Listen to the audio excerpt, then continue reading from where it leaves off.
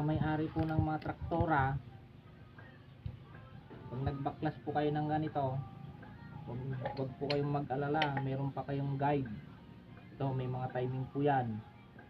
Yan, sa loob mayroon siyang dot. Yan. Tapos dito naman, dito sa likod ng tunggoy-tunggoy,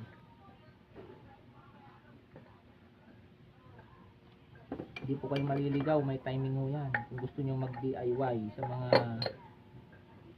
traktora nyo na tumatagas ang langis dito sa may palaka, yan, pagka tumatango-tango naman po yung traktora nyo, palitan nyo lang po yung o-ring sa may piston. Yan, tulad nito, tumatango, yan, may tama na po yung kanyang o-ring. Yan. Ito, halimbawa ito, may timing to, hindi ka maliligaw pag salpak. Tapos meron siyang dito sa likod. Halika dito, cameraman.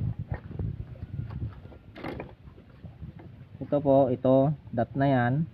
Tapos ito, pagtapatin nyo lang po yan. Yan, ganyan, suot nyo lang po.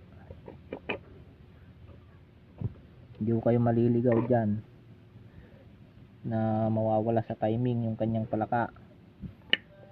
Yan, saktong sakto yan. Tapos dito naman po sa kanyang arms, meron din ho yan. Yan dito. Ito, ayan, meron din siyang dot dyan. Tapos meron din po dito sa may spline yan. Pagtatapatin nyo rin ho yan pagka sinuot. Ayan ito. Hindi tayo maliligaw, madali lang. Ay, iba pala, sa kabila ito. Pero ganun din po yan. Ayan o, may dot din po yan. Pagtatapatin lang. Pag napagtapat nyo yan, hindi po siya yan. Wala akong magiging problema yan o. Ayan o. Yan o. Malayo. Pagtatapatin, ilang ngipin ba yan? Yun. Yun, tapat na yan. Saktong sakto yan. Tapos lagay nyo na to. Okay na. Lagay yung tornilyo.